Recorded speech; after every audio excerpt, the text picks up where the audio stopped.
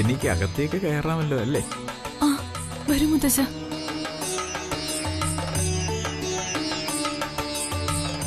ഈശ്വര, ഞാൻ പ്രതീക്ഷിച്ചില്ലല്ലോ. എനിക്ക് വിശ്വസിക്കാൻ പറ്റുന്നില്ല. സന്തോഷായി.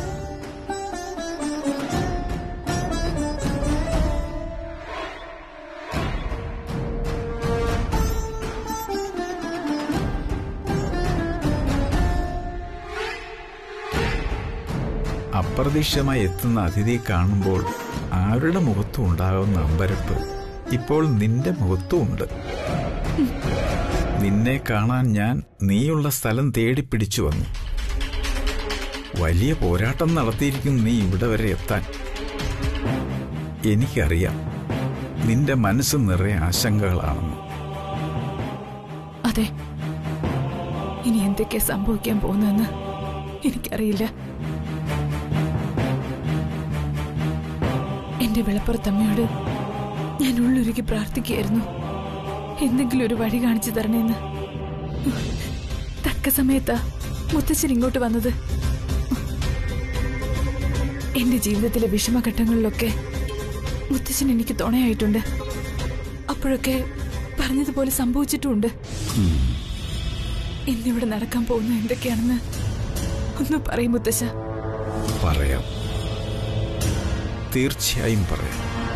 അതിനുവേണ്ടി തന്നെയാണ് ഞാൻ നിന്നെ തേടി വന്നത്. നീ ഒന്ന് ആലോചിച്ചു നോക്ക്. നിന്റെ ജീവിതത്തിൽ ഇതുവരെ നടന്ന എല്ലാ ശുഭകാര്യങ്ങളുടെയും തുടക്കത്തിൽ ഒരുപാട് പരീക്ഷണങ്ങൾ നേരിട്ടില്ലേ നീ?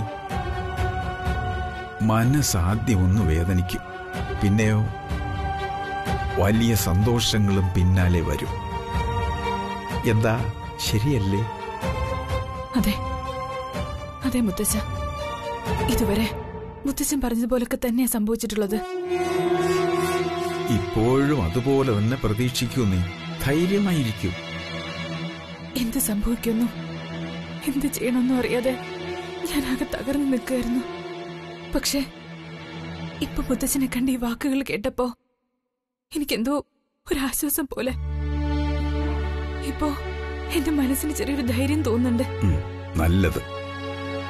നീ എന്തിനാ വെറുതെ ആശങ്കപ്പെടുന്നത്? മുത്തച്ഛൻ എപ്പോഴും നിന്റെ കൂടെ തന്നെയുണ്ട്. അതുകൊണ്ട് ഒന്നും ഓർത്ത് വിഷമിക്കാതെ ധൈര്യമായിരിക്കൂ. മനസ്സിന്റെ ധൈര്യമാണ് എല്ലാ പ്രതീക്ഷകൾക്കും കരുത്ത് പകരുന്നത്. മനോധൈര്യം കൈവിടരുത്. മംഗളം ഭവന്തു. എന്നാ ഞാൻ ഇറങ്ങട്ടെ.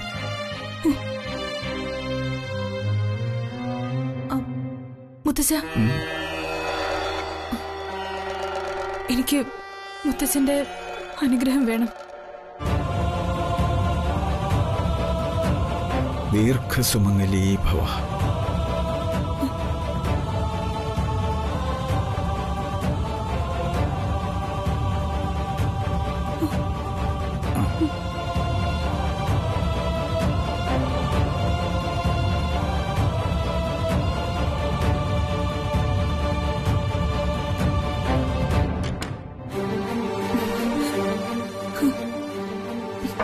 കല്യാണി,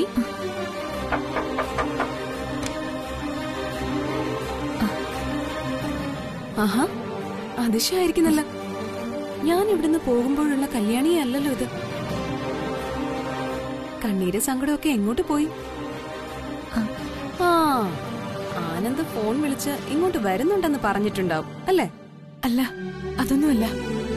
മുത്തശ്ശൻ ഇവിടെ വന്ന് എന്നെ അനുഗ്രഹിച്ചിട്ട് പോയി. മുത്തശ്ശനോ? ഏത് മുത്തശ്ശൻ? ഞാൻ മുമ്പ് പറഞ്ഞിട്ടില്ലേ, ക്ഷേത്രത്തിൽ പോകുമ്പോ ഞാൻ എപ്പോഴും കാണാറുള്ള ഒരു സ്വാമിയെ പറ്റി. സ്വാമി എന്റെ ജീവിതത്തിൽ നടക്കുമെന്ന് മുൻകൂട്ടി പറഞ്ഞതൊക്കെ കൃത്യമായിട്ട് നടന്നിട്ടുണ്ട്. ഇപ്പോ എനിക്കൊരു വിഷമം ഉണ്ടായപ്പോ സ്വാമി എന്നെ തേടി ഇവിടെയും വന്നു. എന്റെ വിഷമങ്ങൾ അറിഞ്ഞ് ആശ്വസിപ്പിച്ച് എന്നെ അനുഗ്രഹിച്ചിട്ടാ മുത്തശ്ശൻ പോയത്. അയ്യോ, കഷ്ടമായിപ്പോയല്ലോ. എനിക്ക് സ്വാമി ഒന്ന് കാണണമെന്ന് ആഗ്രഹം ഉണ്ടായിരുന്നു. ഇപ്പൊ അങ്ങോട്ട് ഇറങ്ങിയതേ ഉള്ളൂ. നന്ദിനി ഇങ്ങോട്ട് കേറി വരുമ്പോ കണ്ടിട്ടുണ്ടാവണമല്ലോ. ഇല്ല, ഞാൻ ആരെയും കണ്ടില്ല. പുറത്താരും ഇല്ലല്ലോ. ഏയ്, അങ്ങനെ വരാൻ വഴിയില്ല. എന്തായാലും പോവാൻ സമയമായിട്ടില്ല. വാ, കാണിച്ചു തരാം.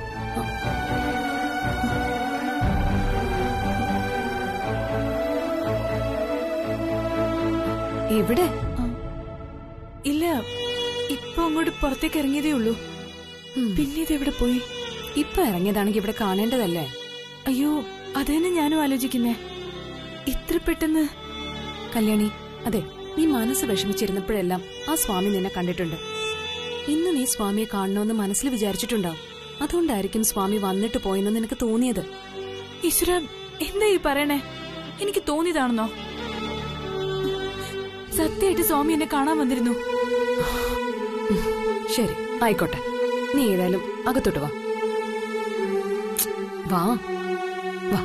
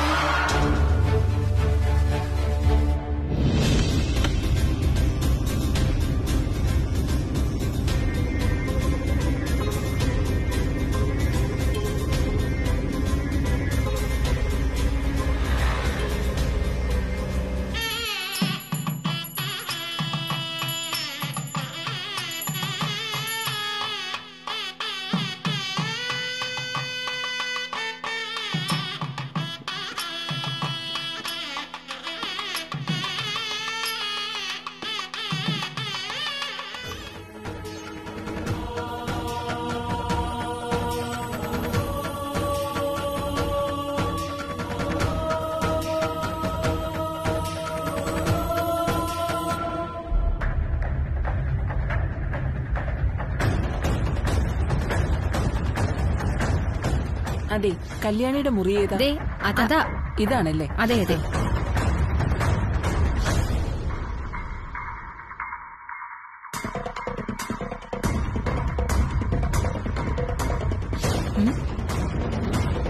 ഇവരെന്താ ഇവിടെ? ഓ, ഇത് കല്യാണിയുടെ ഡ്രസ്സിംഗ് റൂം ആണല്ലോ. എന്തുറ്റി? ഋഷിയുടെ എന്താ ഇവിടെ? അത് കല്യാണി ഒരുങ്ങിയോന്നറിയാൻ വേണ്ടി വന്നതാ. ആ, കൊള്ളാം. അതിനിപ്പോ ഇവിടെ നിന്ന് അറിയാൻ പറ്റോ? അകത്ത് ചെന്ന് നോക്കാലോ. വാ. അല്ലേ വേണ്ട, തട്ടി വിളിച്ച് നോക്കിക്കേ. അതെ, പൂട്ടിയിട്ടൊന്നുമില്ല. ആ കൊളുത്തി പിടിച്ച് തുറന്നു നോക്ക്. പിടിച്ച് തുറക്കാം.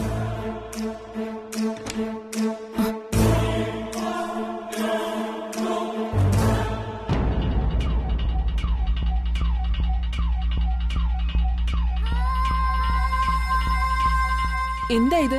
ഒന്നും ഇതുവരെ ഇട്ടില്ലേ? കൊള്ളാം. എന്താ കല്യാണി ഇത്? നീ വന്നതേ ലേറ്റ്, എന്നിട്ട് ഇതൊന്നും ഇതുവരെ ധരിച്ചില്ലെന്ന് വെച്ചാ? നീ എന്താ നോക്കുന്നത്? പെട്ടെന്ന് ഇതൊക്കെ ഇട്ട് ഒരുങ്ങി ഇറങ്ങി വാ. എനിക്കറിയാം എപ്പോ ഒരുങ്ങണമെന്ന്. നിങ്ങൾ പോയി നിങ്ങളുടെ ജോലി നോക്ക്. കല്യാണി, നീ ആരോടാ സംസാരിക്കുന്നെന്ന് ആലോചിച്ച് വേണം സംസാരിക്കാൻ. നിന്നെ താലി കെട്ടാൻ പോകുന്ന ഋഷിയുടെ അമ്മയായത്, അമ്മായിയമ്മ. സാരമില്ല, പോട്ടെ. കല്യാണി ഒരു പ്രാവശ്യമല്ലേ എന്നെ കണ്ടിട്ടുള്ളൂ. പെട്ടെന്ന് എന്നെ കണ്ടിട്ട് മനസ്സിലായിട്ടുണ്ടാവില്ല. ഇവൾക്കാണോ മനസ്സിലാവാത്തത്? പെട്ടെന്ന് റെഡിയാകും കല്യാണി. വന്ന ബന്ധുക്കളൊക്കെ നിന്നെ കാണണമെന്ന് പറഞ്ഞു നിൽക്കുക. ഞാൻ നിങ്ങളോടല്ലേ പറഞ്ഞത് എനിക്ക് തോന്നുമ്പോ റെഡിയാവുന്ന്. കൊച്ചു കല്യാണത്തിന് വേണ്ട, ഇതിനുള്ള മരുന്ന് വേറെയാ. വരൂ.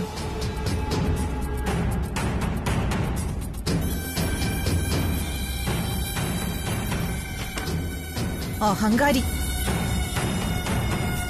പെട്ടെന്ന് റെഡിയാകാൻ പറഞ്ഞതിന് ഇങ്ങനെ ദേഷ്യപ്പെടേണ്ട കാര്യമുണ്ടോ?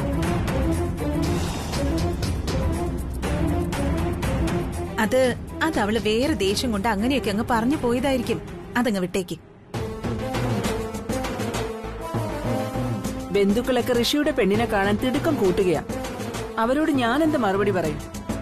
അതിന് മാർഗമുണ്ട്. ഋഷിയുടെ അമ്മയും ഞാനും ഒക്കെ പറയുമ്പോഴാ അവക്ക് ഒരുങ്ങാൻ താമസം.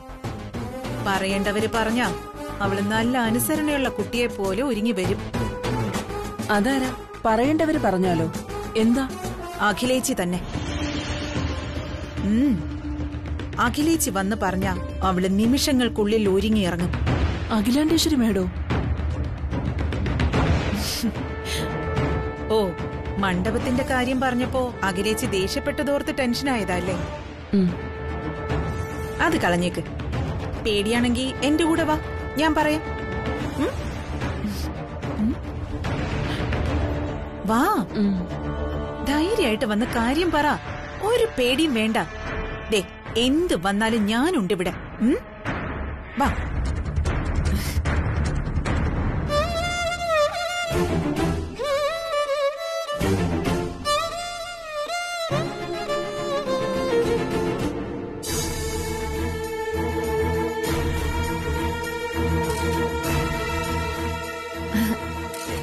ചേച്ചി, എന്താ? ഒരു മിനിറ്റ്. ഒരു മിനിറ്റ്. ഇരിക്കട്ടോ. വാ. ദേ, നടന്ന കാര്യങ്ങളൊക്കെ ചേച്ചിയോട് പറയേ.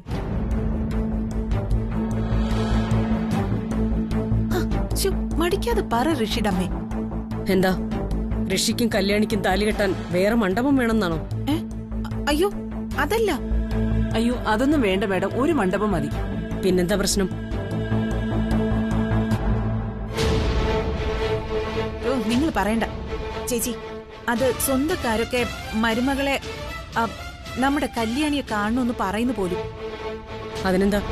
അതൊക്കെ എന്നോട് വന്ന് ചോദിക്കുന്ന എന്തിനാ? അവരെ കല്യാണിയുടെ റൂമിൽ കൊണ്ടുപോയി കാണിച്ചു കൊടുത്താ പോരെ? അത് ശരി തന്നെ. പക്ഷെ പെണ്ണ് ഒരുങ്ങി നിന്നാലല്ലേ സ്വന്തക്കാരെയൊക്കെ കൊണ്ടുപോയി കാണിക്കാൻ പറ്റൂ.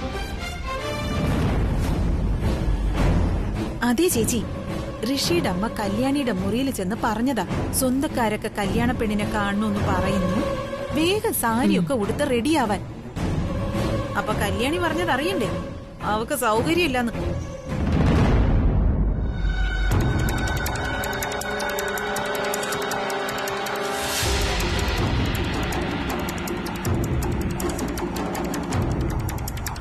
കല്യാണി റെഡിയാവാൻ പറ്റില്ലെന്ന് പറഞ്ഞു. അങ്ങനെ പറഞ്ഞില്ല. എപ്പോ റെഡിയാകണമെന്ന് എനിക്കറിയാം. നിങ്ങൾ പോയി നിങ്ങളുടെ ജോലി നോക്കെന്ന് പറഞ്ഞു.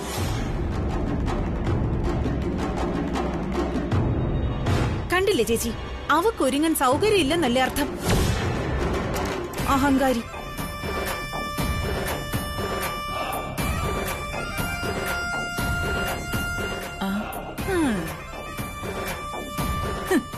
റെഡിയാവാൻ വയ്യല്ലേ നിനക്ക്? പറ്റുമെങ്കിൽ അഖിലയോട് പറ നീ റെഡിയാവാൻ പറ്റില്ലെന്ന്. ഇനി പേടിക്കാനൊന്നുമില്ല, എല്ലാം ഓക്കെ ആയി. വാ.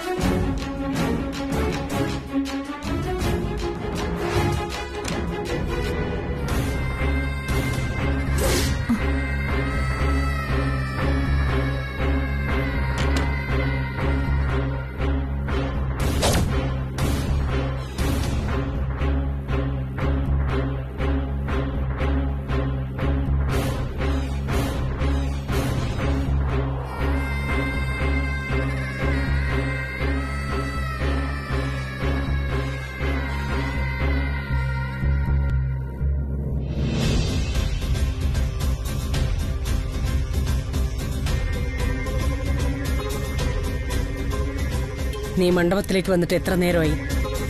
എന്നിട്ട് എന്താ ഇതുവരെ ഡ്രസ് ചെയ്ത് റെഡിയാവാത്തത്? അണിയിച്ചൊരുക്കാൻ ആരെങ്കിലും വരുമെന്ന് പറഞ്ഞു. ആരെ കാത്തിരിക്കാ നീ? ഋഷിയുടെ അമ്മ വന്ന് ഇതുവരെ റെഡിയായില്ലേ എന്ന് ചോദിച്ചപ്പോ എപ്പോ റെഡിയാവണോന്ന് എനിക്കറിയാം, നിങ്ങൾ പോയി ജോലി നോക്ക് എന്നൊക്കെ പറഞ്ഞതായിട്ട് ഞാൻ അറിഞ്ഞല്ലോ.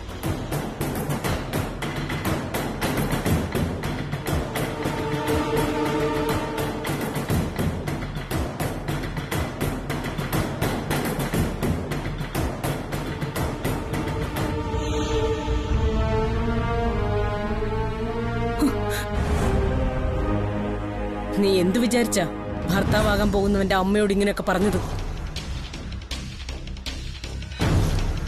ഇപ്പൊ നിന്റെ മറ്റൊരു മുഖം കൂടി ഞാൻ കണ്ടു. എന്താ നിന്റെ ഉള്ളിലിരിപ്പ്? എന്താണെങ്കിലും എനിക്കതൊരു പ്രശ്നമേ അല്ല. ഞാൻ വിചാരിക്കുന്ന പോലെ കാര്യങ്ങൾ നടക്കണം.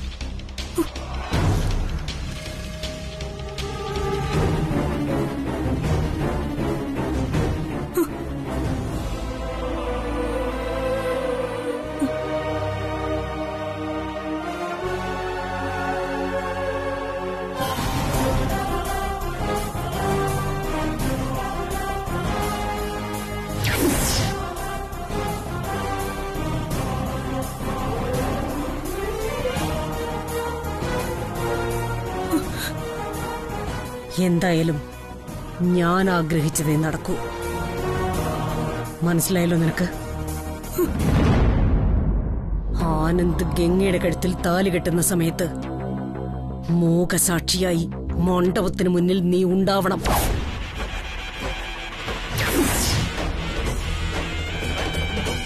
തൃച്ചംബരത്ത് അഖിലാണ്ടേശ്വരി ബാല്യക്കാരിക്ക് നൽകുന്ന കൽപ്പനയായത്.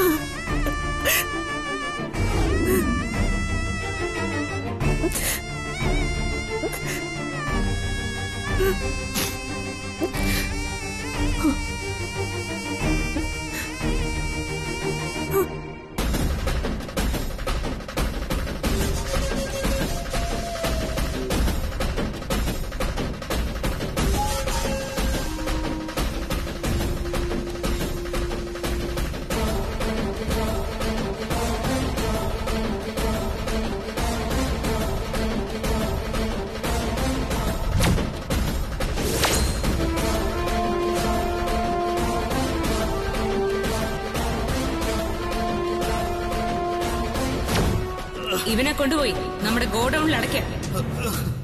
ഞാൻ പറയാതെ ഒരു തുള്ളി വെള്ളം പോലും കൊടുത്തു പോരുത്.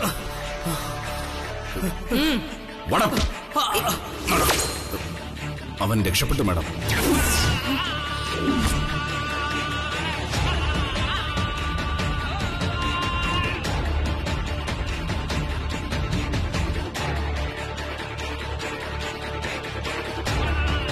ആ ഗുരുജിതേ അവിടെ ഇരിപ്പുണ്ടല്ലോ. ഗുരുജിയെ കണ്ട് കാര്യം പറഞ്ഞേക്കാം.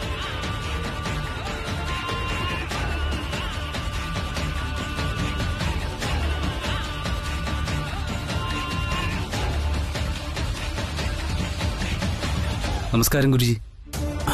നമസ്കാരം. ഗുരുജി അങ്ങയോട് ഒരു പ്രധാന കാര്യം പറയാനുണ്ടായിരുന്നു. പറഞ്ഞോളൂ. അത് പിന്നെ ആനന്ദ് സാറ് പറഞ്ഞിട്ടാ വരുന്നത്. ആനന്ദ് പറഞ്ഞിട്ടോ? പറയൂ.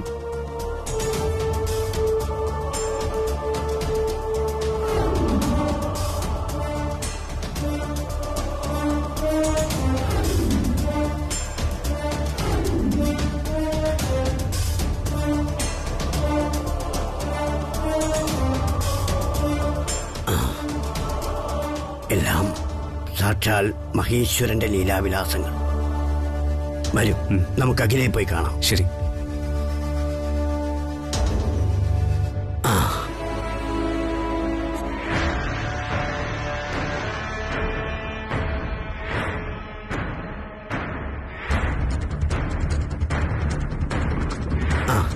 അഖില അവിടെയുണ്ടോ?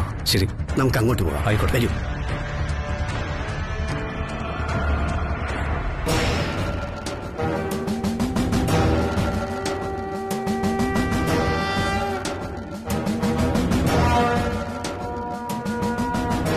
അഖില. എന്താ ഗുരുജി, കല്യാണം തുടങ്ങിയിട്ട് പോലും ഇല്ലല്ലോ. അതിനു മുമ്പ് പോവാൻ തുടങ്ങണോ?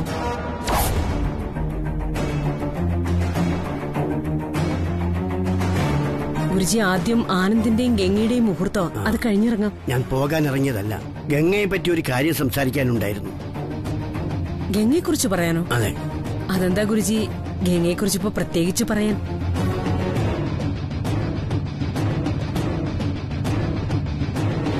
ഗംഗയുടെ കൈരേഖയും കല്യാണിയുടെ കൈരേഖയും ഒരുപോലെയാണെന്ന് ഞാനൊന്ന് പറഞ്ഞിരുന്നു, ഓർക്കുന്നില്ലേ?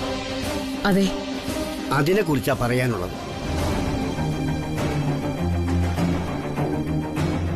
എന്നോട് പറഞ്ഞതൊക്കെ അഖിലയെ അറിയിക്കൂ. ശരി ഗുരുജി.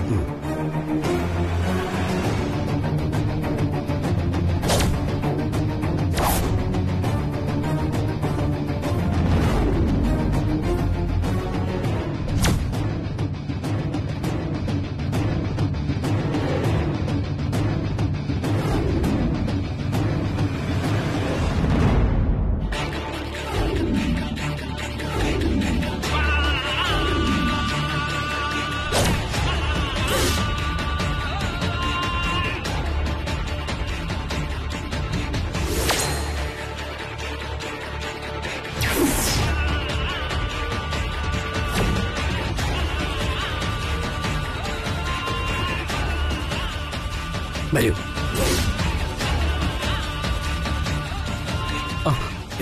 ഒരു മിനിറ്റ്. എന്താ പ്രശ്നം? അത് എന്താ കാര്യമെന്ന് എനിക്കും അറിയില്ല.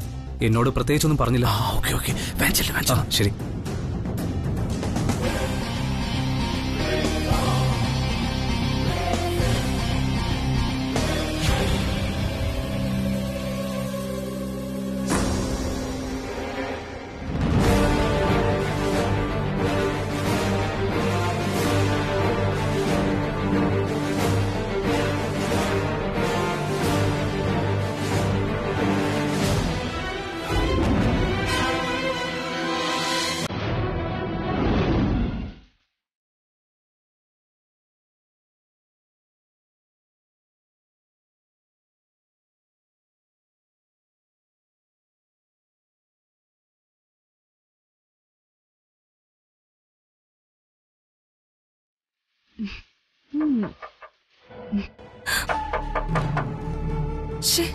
ഇതാരാ ഈ നേരത്ത്? സ്വസ്ഥായിട്ടൊന്നും ഒരുങ്ങാനും സമ്മതിക്കില്ല. വരുന്നു.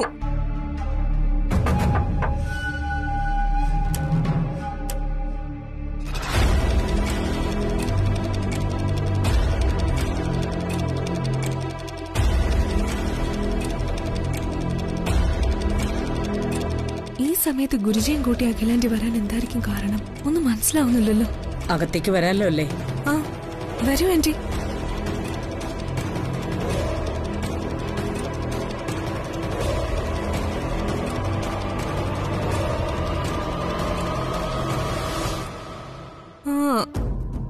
നമസ്കാരം ഗുരുജി. നമസ്കാരം.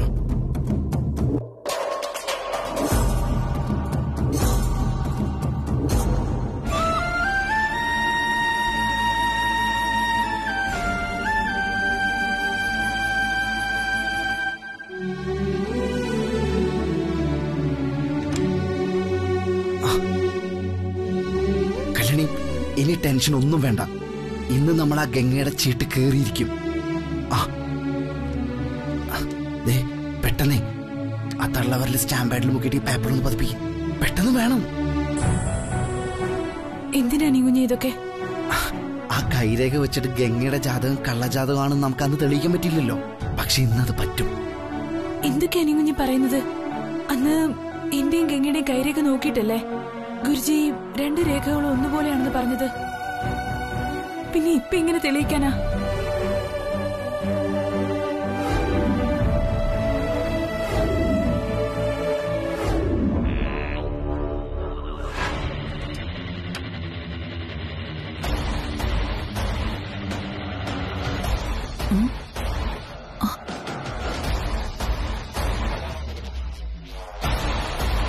എന്താ ഗംഗ മാറി നിൽക്കുന്നത്?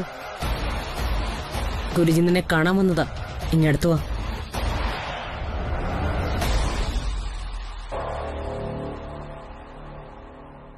ആ ഗംഗ, വളരെ പ്രധാനപ്പെട്ട ഒരു കാര്യത്തിനാ ഗുരുജി ഇപ്പൊ വന്നത്. വിവാഹത്തിന് മുൻപ് ഗുരുജിക്ക് നിന്റെ വിരലടയാളം ഒന്നുകൂടി പരിശോധിക്കണമെന്ന്.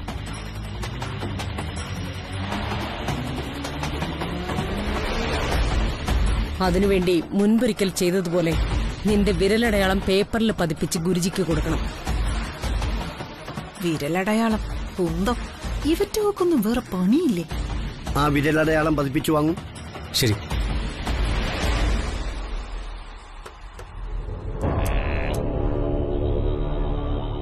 ഇപ്പൊ കാര്യങ്ങളെല്ലാം മനസ്സിലായില്ലേ?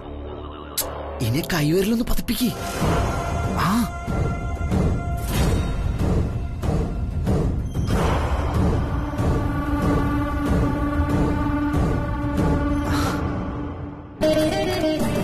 കല്യാണി, ഇതിപ്പോ വെറും കൈരേഖയല്ല, ഗംഗയുടെ തലയിലെഴുത്ത് മാറ്റാൻ പോകുന്ന രേഖ.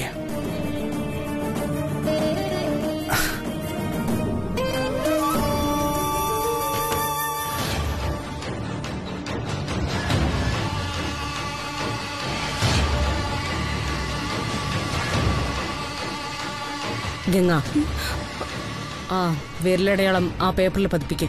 വേഗം ആവട്ടെ. ശരി ആന്റി.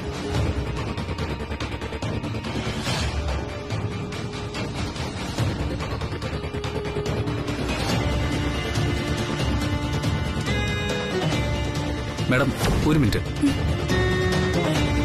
ആ വിരലൊന്ന് കാണട്ടെ മാഡം. അതെന്തിനാ? ഒന്ന് കാണിക്കൂ, പറയാം. അയാള് പറഞ്ഞതല്ലേ, വിരലൊന്ന് കാണിച്ചു കൊടുക്ക്. ശരി ആന്റി.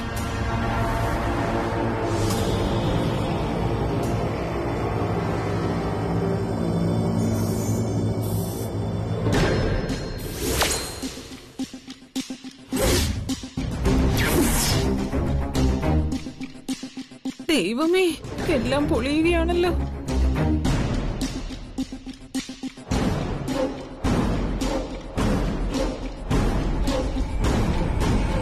മാഡം, ആ വിരലിൽ ഒട്ടിച്ചിരിക്കുന്ന സ്കിൻ സ്റ്റിക്കർ ഒന്ന് ഇളക്കി മാറ്റും.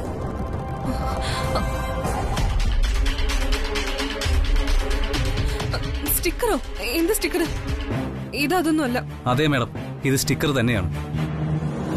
അതുകൊണ്ടാ സ്പ്രേ ചെയ്തപ്പോ ഇളകി വന്നത്. സ്റ്റിക്കർ ഒന്നും അല്ല, കോസ്മെറ്റിക്സ് ഒക്കെ ഉപയോഗിച്ചതല്ലേ, അത് വല്ലതുമായിരിക്കും. എന്തായാലും മാഡം ഒന്ന് ക്ലീൻ ചെയ്തേക്ക്.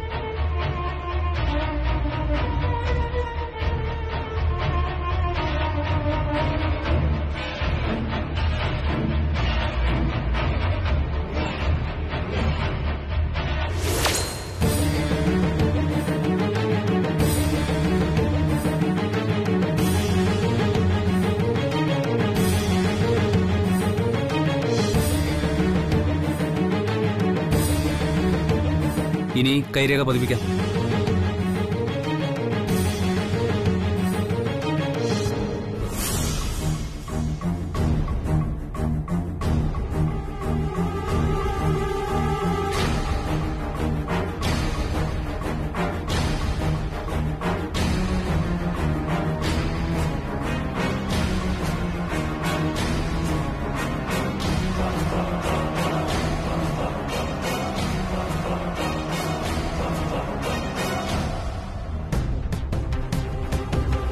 തന്നോളൂ.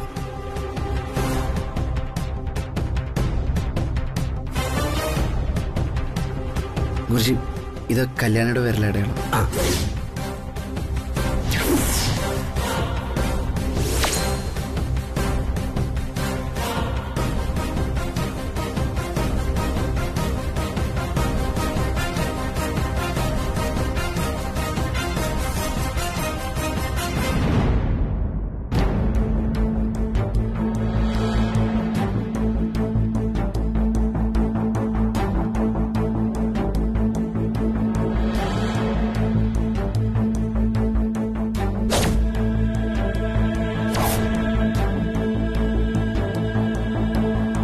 അന്നും ഇന്നും കല്യാണിയുടെ കൈരേഖ ഒന്ന് തന്നെയാണ്.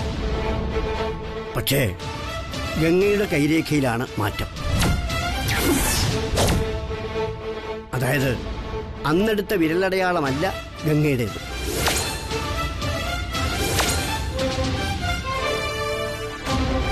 ഗംഗയുടെ വിരലടയാളത്തിൽ മാറ്റം വന്നിരിക്കുന്നു.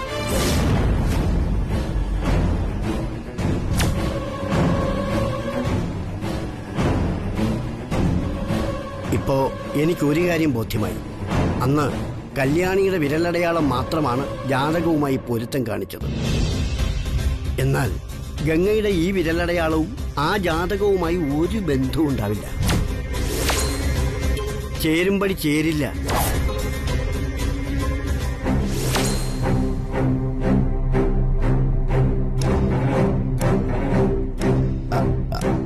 ഗുരുജി, അപ്പൊ ഇത്രയും കാലം കല്യാണിയുടെ ജാതകം തിരുത്തി ഗംഗയുടെ ജാതകം എന്നും പറഞ്ഞ് അമ്മയെ പറ്റിക്കായിരുന്നല്ലേ ഗംഗ?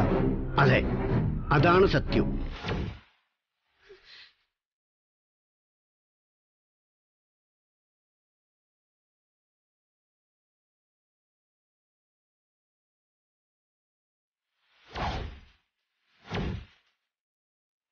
ഇത് വച്ചേക്കും.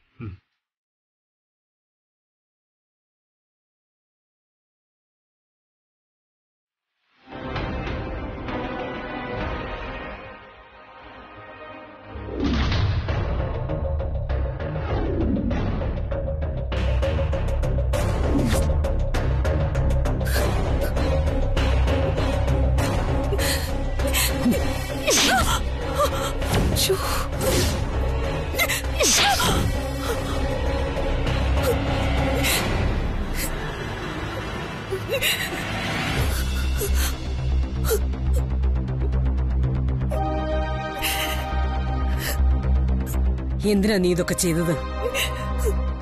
നിന്നെ കൊണ്ട് ആരാ ഇതൊക്കെ ചെയ്യിച്ചെന്ന് എനിക്കറിയണം.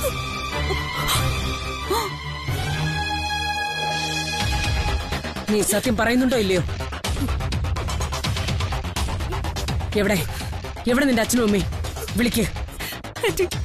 പ്ലീസ്, അവർക്കിതൊന്നും അറിയില്ല. ഞാൻ ആനന്ദിനോടുള്ള ഇഷ്ടം കൂടുതൽ കൊണ്ട് ചെയ്തതാ. നീ പറയുന്ന ഒന്നും ഞാൻ വിശ്വസിക്കില്ല.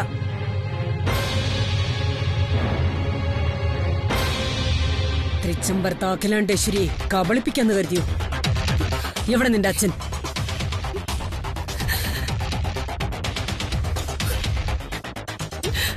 ആ നാഗമെടുത്ത പ്രിയങ്കയും നീയുമായിട്ടുള്ള ബന്ധം എന്താണെന്ന് ഞാൻ അയാളോട് ചോദിച്ചോളാം.